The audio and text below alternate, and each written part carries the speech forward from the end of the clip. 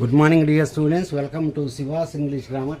ఈరోజు మనం SSC GD కానిస్టేబుల్లో ఇంగ్లీష్లో కరెక్షన్ ఆఫ్ సెంటెన్సెస్ చూద్దాం. ఇంగ్లీష్లో మనకి కరెక్షన్ ఆఫ్ సెంటెన్సెస్ ఇస్తూ ఉంటారు ఎగ్జామ్లో. అవి ఎలా చేస్తారనేది మనం ఈరోజు క్లాస్లో చూసుకుందాం. రకరకాల కరెక్షన్స్, దాని మిస్టేక్స్, దానికి ఆన్సర్స్ ఎట్లా చెప్తాము అనేది మనం చూద్దాం. కానీ ఫస్ట్ చూడండి, the cost of these apples వాడు ఆరని ఇచ్చాడు. The cost of these apples are 100 rupees అని ఇచ్చాడు. The cost of these apples are 100 rupees. ఇప్పుడు మనం ఈ సెంటెన్స్లో దేని గురించి మాట్లాడుతున్నామని అర్థం చేసుకోండి మీరు. మనం రేటు గురించి మాట్లాడుతున్నామా, యాపిల్స్ గురించి మాట్లాడుతున్నామా? 100 రూపీస్ దేనికి సంబంధించింది? కాస్ట్కి సంబంధించింది. కాస్ట్ గురించి మాట్లాడుతున్నాం. కాబట్టి కాస్ట్ మనకి దేనిలో ఉందండి? సింగులర్లో ఉంది. కాస్ట్ అనేటువంటి వర్డ్ మనకి సింగులర్లో ఉంది కాబట్టి మీరు అక్కడ సింగులర్ వెర్బే యూజ్ చేయాలి. ఆర్ అనేది రాకూడదు. ఎందుకంటే you are not talking about apples, you are talking about cost గురించి మాట్లాడుతున్నాం. కాబట్టి ఇక్కడ ప్లూరల్ ఉంది కదా, యాపిల్స్ ప్లూరల్ ఉంది కదా, పక్కన ప్లూరల్ ఉండాలనేది మీనింగ్లెస్. మనం మాట్లాడేది దేని గురించి? కాస్ట్ గురించి. కాబట్టి మనకి ఇక్కడ కరెక్షన్ ఏంటి అంటే is the cost of these apples is 100 rupees అని చెప్పి మనం రాస్తాం. ఇది మనకి కరెక్షన్ అనమాట. జాగ్రత్తగా అర్థం చేసుకోండి. ఎందుకంటే ఈ సెంటెన్స్లో మనం మాట్లాడేది కాస్ట్ గురించి మాట్లాడుతున్నాము. కాబట్టి కాస్ట్ అనేది సింగులరు కాబట్టి మీరు అక్కడ ఈజ్ అనేది మనం పెట్టాలి. అది దీనికి కరెక్షన్. రైట్. రెండో సెంటెన్స్ ఉంది, they will finish the project by February 2025. February 25 కల్లా వాళ్ళు ప్రాజెక్టు పూర్తి చేసి ఉంటారు అనే మీనింగ్లో మనం రాసుకోవాలి. Right. They will finish the project by February 25. February 25 కల్లా వాళ్ళ ప్రాజెక్టు ఫినిష్ చేసి ఉంటారు. నేను వెళ్ళిపోయి ఉంటాను, తినేసి ఉంటాను, ఇట్లాంటివి చెప్పాలంటే మీరు రాయాల్సింది ఏంటంటే విల్ హ్యావ్ ఫినిష్డ్ అని చెప్పి మీరు రాసుకోవాలి. ఫ్యూచర్ పర్ఫెక్ట్ టెన్స్ ఈ టైం కల్లా పని అయిపోయి ఉంటుంది. I will have taken my breakfast by 9 tomorrow. రేపటికల్లా రేపు 9 నేను బ్రేక్ఫాస్ట్ చేసేసి ఉంటాను అనేటువంటిది. They will have finished the project by February 2025 అనేది మనకి ఇక్కడ ఇది మనకి కరెక్షన్. కాబట్టి సెంటెన్స్ మీనింగ్ అర్థం చేసుకోండి, మీకు సగం ఆన్సర్ వచ్చేస్తుంది. రైట్. ఒక్కోసారి చాలా చిన్ని కనబడతా ఉంటాయి. కానీ did you took the book, did కానీ, డూ కానీ, డస్ కానీ, డిడ్ కానీ. డూ, డస్, డిడ్ మీకు సెంటెన్స్లో వచ్చినప్పుడు వెర్బ్ ఎప్పుడు కూడా ప్రజెంట్ టెన్స్లోనే ఉండాలి. ఇది మీరు గుర్తుపెట్టుకోవాలి. డిడ్ యూ టుక్ బుక్ కాదు, did you took the book కాదు, did you take the book అని చెప్పి అనాలి. Did you take the book అని చెప్పి మీరు అనాలి. ఎందుకని? ఎప్పుడైనా సరే మీకు సెంటెన్స్ బిగినింగ్లో కానీ మధ్యలో కానీ డూ, డస్, డిడ్ వచ్చిందంటే మీరు వెర్బ్ ప్రజెంట్ టెన్స్లో రాసుకోవాలి. Right. When he will finish the project question mark. అతను ప్రాజెక్ట్ ఎప్పుడు ఫినిష్ చేస్తాడు? When he will finish the project. మనకి క్వశ్చన్ ఫార్మ్స్ ఉన్నప్పుడు వెన్ తర్వాత అండి ఈ హెల్పింగ్ వర్బ్ రావాలి ఇక్కడికి. అంటే వెన్ విల్ హీ అని అడగాలి. కానీ when he will do it, when she will come, when they can do it ఇట్లాంటి అనకూడదు. ఇలా మీరు అడిగేటప్పుడు హెల్పింగ్ వర్బ్ ఎప్పుడు కూడా మనకి దాని పక్కనే ఆనుకొని ఉండాలి. When will you go, when will you come అట్లా అనాలి. కానీ when you will go, when you will come అని చెప్పి మనం అనడానికి వీల్లేదు. అది ఫోర్త్ది. If he had asked me I had helped him. నేను మీకు చెప్పాను, if he had asked me, అతను కనుక నన్ను అడిగి ఉంటే నేను హెల్ప్ చేసి ఉంటాను. అది మీనింగ్ ఇక్కడ. అతను నన్ను అడిగి ఉంటే నేను అతనికి హెల్ప్ చేసి ఉండేవాడిని అంటానికి ఏమంటారు? ఐ వుడ్ హ్యావ్ హెల్ప్డ్ అనేటువంటిది మీరు ఇక్కడ రాయాలి. ఇది ఇఫ్ కండిషన్స్లో థర్డ్ రూల్ అంటే హ్యాడ్ వచ్చి థర్డ్ ఫామ్ వచ్చింది అనుకోండి. హ్యాడ్ వచ్చి థర్డ్ ఫామ్ వస్తే వుడ్ హ్యావ్ వచ్చి థర్డ్ ఫామ్ రావాలి. అంతే మీరు గుర్తుపెట్టుకోవాల్సింది. హ్యాడ్ వచ్చి థర్డ్ ఫామ్ వస్తే వుడ్ హ్యావ్ వచ్చి మనకి థర్డ్ ఫామ్ రావాలి.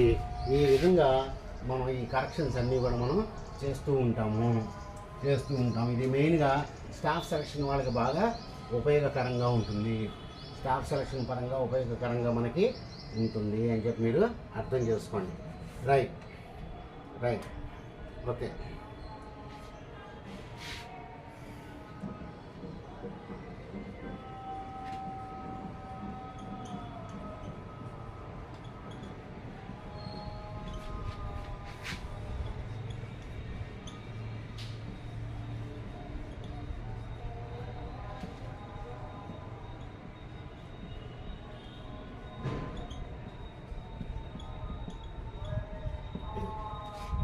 The school shall be reopened after summer vacations. Summer vacations అయిపోయిన తర్వాత స్కూల్ తీస్తారు అని మీరు జాగ్రత్తగా మీనింగ్ గమనించండి. ఇక్కడ స్కూలు తెరవబడుతుంది అని మీనింగ్. ఇక్కడ స్కూలు తెరవబడుతుంది కాబట్టి మనకి విల్ బీ షల్ బీ కానీ వచ్చినప్పుడు పక్కన మనం ఐఎన్జీ అన్న రాస్తాము, థర్డ్ ఫామ్ అన్న అని మనం రాస్తాము. The school shall be reopened. The school shall be reopened. Passive వాయిస్లో ఉంది. ఇది తెరవబడుతుంది అనే మీనింగ్లో మనం ఇక్కడ రాసుకోవాలి. అంతేగాని the school shall be reopen కాదు. Right. It will be sold అంటాం, ఇట్ విల్ బీ ఆస్క్డ్ అంటాం. ఆ విధంగా మనం ఇక్కడ ఇది చేసుకుంటూ ఉంటాం అన్నమాట. Right. Next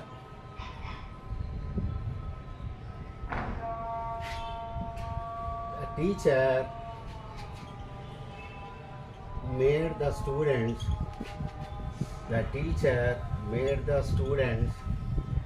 to solve the puzzle. కొన్ని ఒకసారి టక్మని చేసేయచ్చు, మనకు తెలియంగానే తెలిసేయచ్చు. చూడండి, the teacher made the students to solve the puzzle అనేటువంటిది ఇచ్చాడు. చెప్పండి మీరు ఎట్లా చెప్తారో దీనికి. చాలా చిన్న రూల్ ఇక్కడ. రైట్. ద టీచర్ మేడ్ వచ్చింది. మేడ్ తర్వాత మనకి టూ అనేది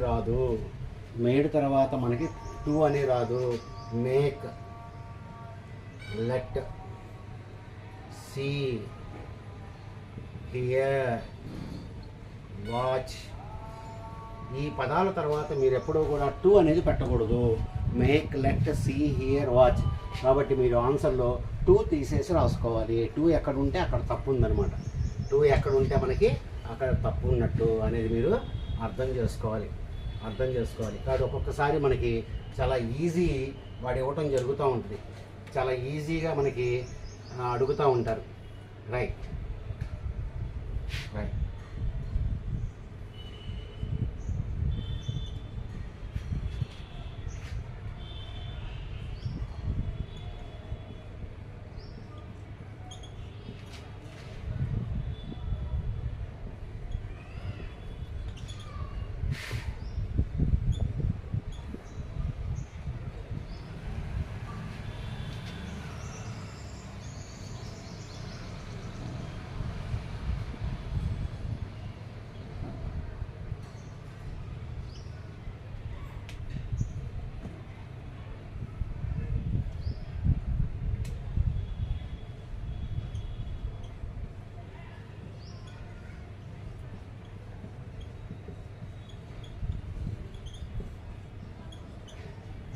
చదవండి. మీరు ఎగ్జామ్లో ఏం చేస్తారంటే ఫస్ట్ సెంటెన్స్ మొత్తం చదివి దాని తెలుగు మీనింగ్ అర్థం చేసుకోండి. తెలుగు మీనింగ్ అర్థం చేసుకుంటేనే మీకు దాదాపుగా కరెక్షన్స్ అన్నీ వచ్చేస్తాయి. The report submitting by the team. Submitting అంటే ఏంటి? వాళ్ళెవరో మనకి సబ్మిట్ చేశారు. సబ్మిట్ చేసినప్పుడు అదేంటి? వాళ్ళెవరో ఇచ్చారు కాబట్టి మనకి ఏముండాలి ఇక్కడ? సబ్మిటింగ్ కాదు, సబ్మిటెడ్. ఏంటది? Submitted. The report submitted by the team అని చెప్పి రాయాలి, కానీ ద రిపోర్ట్ సబ్మిటింగ్ అని చెప్పి అనకూడదు. ద రిపోర్ట్ సబ్మిటింగ్ అని చెప్పి మనం అనకూడదు. Okay, right. ఓకే, కొన్ని మామూలుగా ఈజీగా ఉంటాయి. రైట్.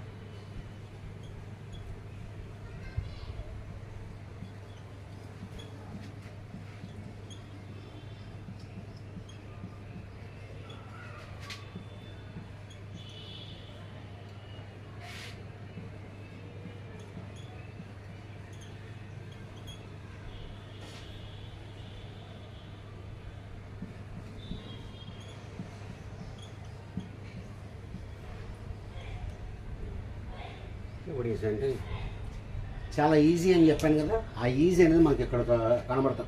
200 years ago, 200 సంవత్సరాల క్రితం, the Dutch bring with them printing press.